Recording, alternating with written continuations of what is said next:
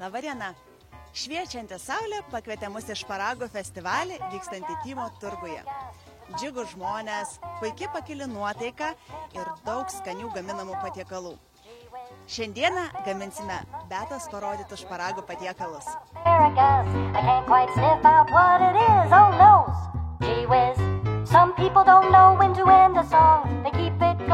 Genovaite, gal pasakysit, kodėl būtent šparagai ir kuo jie yra tokie ypatingi?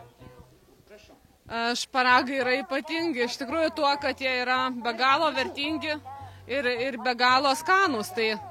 Tai tuo jie patraukė ne tik tai mano ir kitų žmonių dėmesį. Ir iš tikrųjų aš labai laiminga, kad man teko tokia misija, ar ne, Lietuvoje skleisti šitą žinią apie šparagus, apie jų savybės, apie jų auginimą. Tiesiog aš labai laiminga, kad atsirado žmonių, kurie domisi tuo, kurie nori juos vartoti, kurie nori juos auginti. Kaip jums atrodo, šparagai ir lietuviai, ar tai yra suderinami dalykai? Oi, puikiai suderinami, todėl kad visų pirma Lietuvos klimatas labai puikiai tinka šparagams. Aišku, tai yra, nors ir nuo seno darželiuose močiutės augino, bet dabar galų gale mes jau susipažįstam, kad tai yra daržovė, kuri yra be galo maistinga, labai skani ir sezoniška ir gali puikiausiai užaugti Lietuvoje. Ir džiaugiuosi, kad Genutė, kuri yra tikra šparagų pionierė Lietuvoje, viena pirmųjų pradėjo juos auginti, organizuoja štai tokias iniciatyvas ir supažindina tiesiog žmonės su tikrai naudinga daržovė mums. Tai yra jie visoje Europoje, tarkim visose tose šalise, kurios turi panašų klimatą kaip mes, Vokietija, Belgija, Olandija, Didžioji Britanija, jos visos augina ir tikrai labai vertina šparagus. Tai yra tikrai labai populiari ir tokia beveik garbinama daržovė. Dėl to, kad ypatingas dar ir dėl to, kad jis yra labai apribotas sezonu. Tai yra grinai pavasario daržovė, kuri pasirodo pačiam pavasario apogėjuje, kai sužaliuoja jau ir medžiai, kai ta visa žaluma yra švelniai žalia ir ryški. Ir šparagai turi be galo daug visokių naudingų mums dalykų ir yra dar skanus. Taip, kad nėra geresnės daržovės ir sezoniška. Ir užauga tada, kai yra tikras pavasaris ir maistinga ir naudinga mums.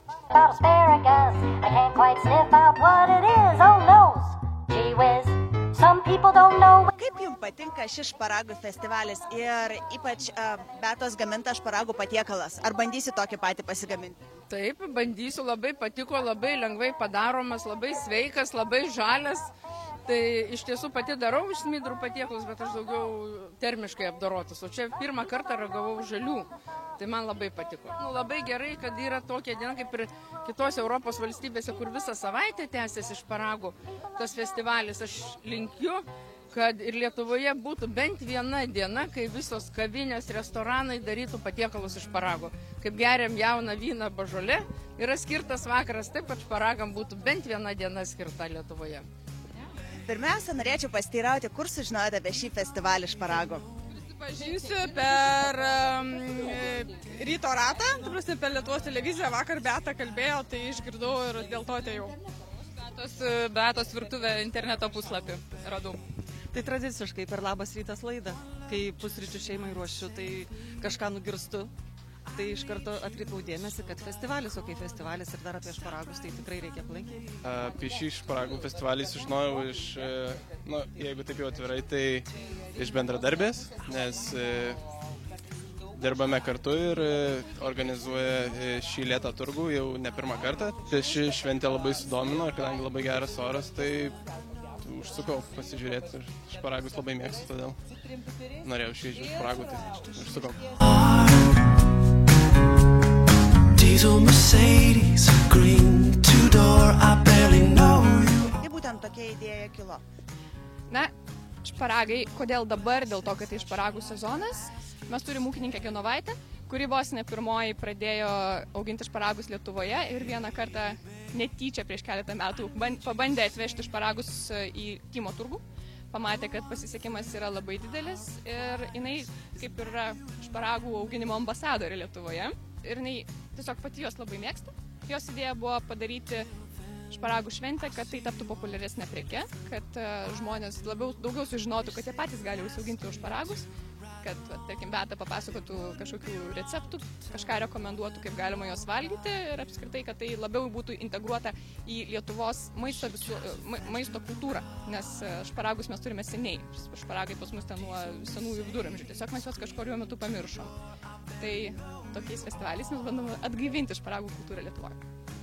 Iš tikrųjų, aš nesu daržovių augintoja, aš auginu uogas ir mes daug metų turime ekologinį ūkį, auginam visokias įvairias uogas ir tiesiog taip išėjo, kad pirkdama braškių daigus iš Olandų atsitiktinai aptikau, kad jie turi ir šparagų daigų. Ir taip jau išėjo, kad aš jų užsisakiau ir parsivežiau į Lietuvą. Ir prasidėjo šita veikla, misija, kuri dabar va šiandien išaugo net į festivalį. Kaip vertinat patį festivalį? Ar gera čionais yra idėja, ar nieko netrūksta ir galbūt mums reikėtų daugiau tokių renginių Vilniuje? Renginiai visada yra gražu, kad pavasaris daug visokių renginių sutampa. Man tai patinka, kad žmonių nėra per daug. Tai gali prieiti, pasižiūrėti ir gal to masiškumo tikrai nereikia, o bus matyti, kaip sakant, ką žmonės pasakys kiti apie šitą festivalį. Man patinka, kad nėra daug žmonių, kad galiu laisvai nusipirkti ir ilgai eilėje nestovėjau prie šparagų. Galbūt galėtų būti keli šparagų prekybos taškai, ne tik tai vienas, o šiaip tai Beata sunku pamatyti. Smagus renginys, aš atėjau, čia gyva muzika grojo, mergaitė kažkokią koncertavo ir šiaip žmonių susibūrė, žiūriu tos šparagus, visi plokštės rankose nešiojas, tokia nuotaika labai pavasarinė, šventiška. Man tai tikrai patinka. Aišku, gerai, kad lietus nelyja dar. Mažiau žmonių būtų, manau. Bet aišku, reikia visą laiką iniciatyvos, reikia ir šaunu, kad yra kažkas organizuoja. The story of love from a manger to open our eyes, feel it. Yra kažkoks labai paprastas patiekalas, kuris labiausiai jūs žavi ir kurį jūs gaminatės namuose ir kuris nereikalauja per daug jėgų, žinoma, su šparagais. Oi, labai pats paprasčiausias tai yra tiesiog paimti šparagus, perpjauti per pusę, nulaužti galiukus, kurie yra sumedėję ir lengvai pakepinti ant alyvuogių aliejaus su truputėliu sviesto, pabarstyti druska, pipirais ir krapais 3-4 minutės ir turite puikiausią patiekalą. Galite ant viršaus šalia išsikepti kiaušinį ar užsidėti rūkytos lašišos gabaliuką. Tai yra puikiausias pusryčiai, pietus ar vakarienė. Mano mėgstamiausias patiekalas, tai labai elementarus tie jauni švieži šparagiukai, kuo plonesni susukami į šoninės gabaliukus ir tiesiog pašaunami į orkaitę. Taip elementaru. Šoninės riebaliukai suskrudina tos šparagiukus ir tai būna fantastika. Tokį šparagą labai gerai mėgti, tarkim, į kokį nors anties skystai virto kiaušinį su druska ir paprastais pipirais. Fantastika, rekomenduoju. Paprasčiausiai tiesiog patroškinau, bet dabar atėjau pasiklausyti Beatos ir sužinoti gal kažką ypatingo. Girdėjau kažkokį pyragą, tai gal bandysiu kažką tokio sudėtingesnio šį kartą. Aš, pavyzdžiui, tai tikrai valgau juos kiekvieną dieną. Valgau tiesiog žalius, skindama, nes jie yra labai tokio malonaus žirnio skonio. Taip pat labai mėgstam iš ryto pasikepti ant sviestuko su česnakiuku. Galima dar kiaušinį užsimušti kartais, tai omletą pasidarom tokį. Tai irgi vienas iš tokių nesudėtingiausių, paprasčiausių ir kiekvieno ryto patiekalų. Šiaip daug negaminu, neturiu kažkokios patirties, aš jį kaip daugiau kaip garnyrą prie žuvies arba prie mėsos, tai iš tiesų šiek tiek blanširuoju. Tada arba per pusę perskeliu, arba supjaustau tokiais, didesniais gabaliukais, nelabai smulkiai ir ant sviestuko pakepu, pridedu daug visokių žalumynų. Kitą patiekalą sužinojau iš sūnaus, kuo pati net neragaus, bet man jis šiandien pasakė, kad nusiperka vytinto kumpio, apvynioja šparagą, kuris būna šiek tiek jau pamirkytas, acte, aliejui, va tokia mišinukė ir prieskonių ten įdėta, apvynioja šito vytintų kumpių ir apie 10 minučių kepa orkaitėje. Ir pasidaro padažą iš paprasto jogurto, nesaldaus, natūralaus jogurto, į kurį spaudžia pistacijų sutrintų ir citrinos. Ir sakė labai pasaka, tai šiandien tikrai prisipirkom ir gaminsim šitą patiekalą namuose. Ką improvizuosim turbūt. Kažką panašaus, gal kaip Beata, žiūrėsim. Reikia, aišku, palaikyti Lietuvos ūkį, nes jeigu išaugina Lietuvoje, tai būtinai reikia dėl to ir pirkti. Ir jie, kiek žinau, yra, ta prasme, neilgamžiai, ta prasme, kiek čia porą savaičių ir jų nebebus. Tai Būtinai braškių sezono, kol braškės prasidės ir tada jau šitie baigsis. Nu, tai reikia paskanauti, kol laikas. Man neteko pačiai gaminti, bet jau prieš kokius 5 metus pirmą kartą nusipirkau Vokietijoje padažą šparagam. Tai tiesiog 5 metus ruošiuosi gamybai. O šiaip pažiūrėjau, kad Beta parodė, kaip reikia nuskusti, kaip reikia nulaužti kietąją dalį šparagų. Tai tai internetas visagalis receptą pilna bus ir aš manau, kad iš jų ten pasisemsiu visko ir tiksliai įvykdžiusi gausiu skanų patiekalą. Būtų įdomu sužinoti, ar įmanoma yra sugadinti šparagus? Galbūt kaitinti per ilgai orkaitėje, kaip minėjot, ar...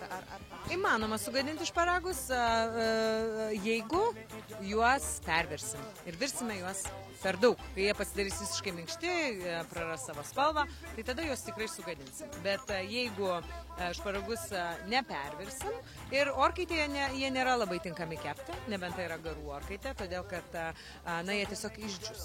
Tai todėl šparagus geriausiai trumpai apvirti 2-3 minutės arba pakepinti, arba valgyti žalius.